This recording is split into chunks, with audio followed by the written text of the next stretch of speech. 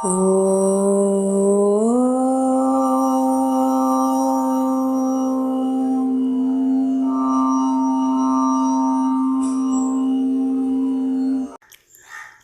ஸ்ரீ குருபியோ நமக.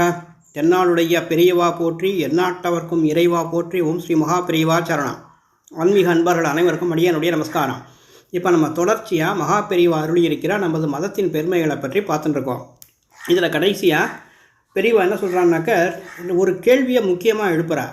அதாவது வேதம் ரொம்ப உசந்ததுன்னு சொல்கிறேன், அதை ரட்சணம் பண்ணணும் அப்படின்னாக்க ஏகப்பட்ட புஸ்தகங்கள் இருக்கின்றனவே. வேத மந்திரங்கள், யாகங்கள் எல்லாமே நம்ம தேசத்துக்காரர்களும் சரி, மற்ற தேசத்துக்காரர்களும் ஆராய்ச்சி பண்ணி வால்யூமாக எழுதி வச்சுட்டுருக்காங்களே, அவற்றை பார்த்து வருங்கால தலைமுறைகள் வேதத்தை தெரிந்து கொள்ளட்டுமே அப்படின்னு கேட்கலாம். அதை தவிர இன்னொரு கேள்வியும் இருக்குது. அது என்னன்னு கேட்டாக்க, வேத சப்தம் லோகத்தை ரட்சிக்கும் அப்படின்னா என்ன அர்த்தம்? ஏதோ மந்திரங்கள், அவையெல்லாம் சில ஒலிகள், அவை வார்த்தையாக இருக்கின்றன. அந்த வார்த்தைகளுக்கு அர்த்தம் இருக்க வேண்டும். அவை ரொம்பவும் உயர்ந்த அர்த்தமாக இருக்கலாம். அப்படியே இருந்தால் கூட அந்த அர்த்தத்தை படித்து தெரிந்து கொண்டு விடலாமே. வேதத்தை எதற்காக ஒரு கூட்டம் வாழ்நாள் முழுவதும் வாயால் சொல்லி கொண்டிருக்க வேண்டும்? இப்படி சொல்லுவதற்காகவே ஒரு கூட்டம் எப்பொழுதும் இருக்க வேண்டும் என்றால் எதற்காக? வேதத்தின் அர்த்தம் மங்காமல் இருக்க வேண்டும் என்றால் அதற்கு புஸ்தகங்கள் இருக்கின்றனவே. புஸ்தகத்தில் இருக்கிறத காப்பாற்றுறதுக்கு பாரம்பரியமாக ஒரு ஜாதி எதற்காக இருக்கணும்? அவசியம் இல்லையே. அவரவரும் புஸ்தகத்தை பார்த்து தத்துவங்களை தெரிந்து கொள்ளலாமே. ஆனால் அர்த்தத்தை மட்டும் சொல்லாமல் வேத சப்தம் இதுவரைக்கும் வந்திருக்கிற கிரமத்தில் மாறாமல் இருக்க வேண்டும். சப்தத்தை வாயால் சொல்லி ரட்சிக்க ஒரு கூட்டம் இருக்க வேண்டும் அப்படின்னு சொல்கிறது ஏன் அப்படின்னு சொல்லி தானே கேள்விகளை எழுப்பிண்டு தானே பதிலும் சொல்கிறா பெரியவா. பாரம்பரியமாக தொழிலை பிரிச்சுண்டு செய்கிறதுல சமுதாயம் முழுவதற்கும் ரொம்பவும் அனுகூலம் இருக்கிற மாதிரி தெரிகிறது. ஆனால் பிராமணன் அப்படின்னு இருக்கிறவன் செய்ய வேண்டிய தொழில் வேத ரட்சணம் அப்படின்னா அதனால் சமூகத்துக்கு என்ன க்ஷேமம் அப்படிங்கிற ஒரு கேள்வி எழும். கொயவன் பானை செய்கிறான், வண்ணான் துணி துவைக்கிறான், நெசவாளன் துணி நெய்கிறான், இடையன் பால் கொடுக்குறான், குடியானவன் உழறான். இப்படி ஒவ்வொருத்தருக்கும் ஒவ்வொரு காரியங்கள் இருக்கின்றன, அவைகளை செய்கிறாங்க. இந்த காரியங்கள் எல்லாம் ஜனங்களின் அன்றாட வாழ்வுக்கு அவசியமாக இருக்கின்றன. இவற்றின் பலனை மக்கள் பிரத்யக்ஷமாக அனுபவிக்கிறார்கள். உழுத நெல்லை சாப்பிட்றாங்க, பசி தீர்றது, நெய்த துணியை உடுத்திக்கிறாங்க, மானத்தை காப்பாற்ற, குளிர் வெயிலேருந்து சரீரத்தை காப்பாற்ற அது தேவையாக இருக்குது. பால் குடிக்கிறாங்க, மோராக்கி சேர்த்துக்கிறாங்க, பானையில் அடுப்பில் ஏற்றி சமையல் பண்ணுறாங்க. இப்படியெல்லாம் நடைமுறைக்கு பிரயோஜனமாகிற வஸ்துக்களை மற்ற ஜாதிக்காரர்கள் தருகிறார்கள். பிராமணன் என்ன தரான்?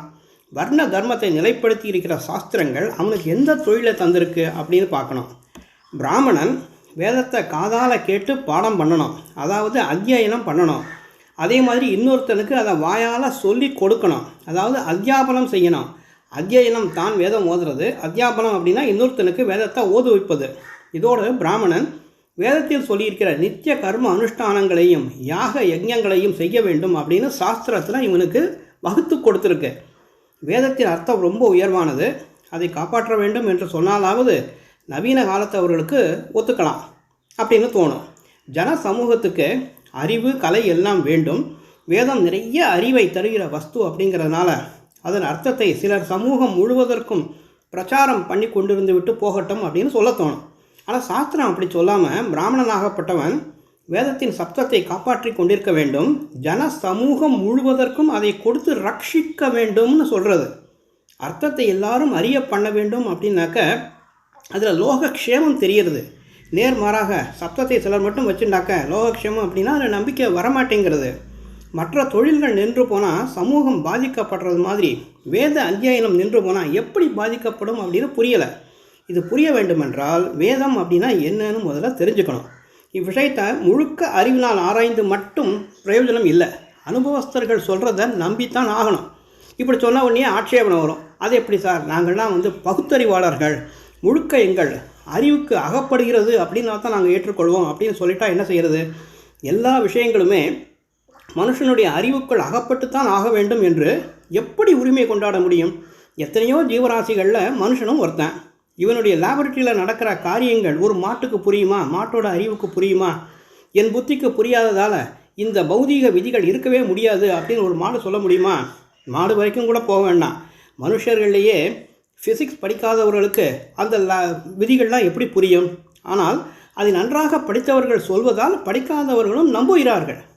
அவர்கள் செய்கிற உபகரணங்களால் பிரத்யட்சமாக நடக்கிற காரியங்களை பார்த்து விதிகளை எல்லாருமே ஒப்புக்கொள்கிறார்கள். அதே மாதிரி சாஸ்திரத்தை அனுஷ்டித்தவர்கள் வேதத்தை பற்றி சொல்வதை நாம் நம்ப வேண்டும்.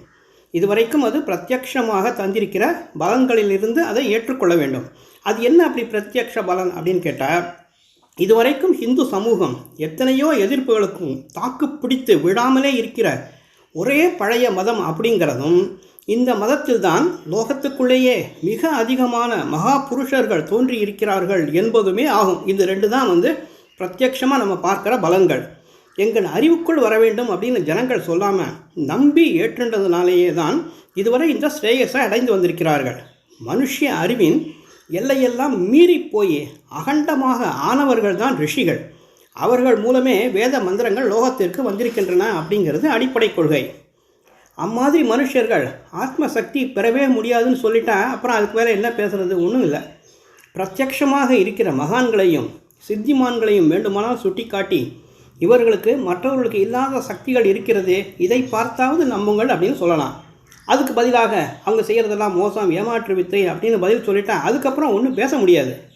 இப்போ நம்ம இருக்கிற நிலையில் நம்ம புத்திக்கு என்ன எட்டுறதோ அதுக்கு மேற்பட்டதாக எதுவும் இருக்க முடியாது அப்படின்னு சொல்கிறது தான் மிகப்பெரிய பகுத்தறிவு அற்ற வாதமாக இருக்கிறது.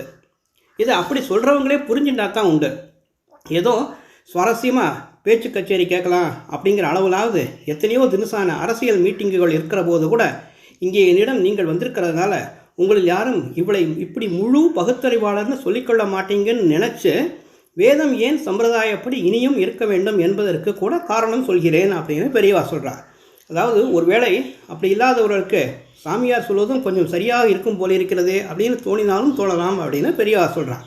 தென்னாடுடைய பெரியவா போற்றி, எந்நாட்டவர்க்கும் இறைவா போற்றி. நன்றி, வணக்கம். மீண்டும் சந்திப்போம்.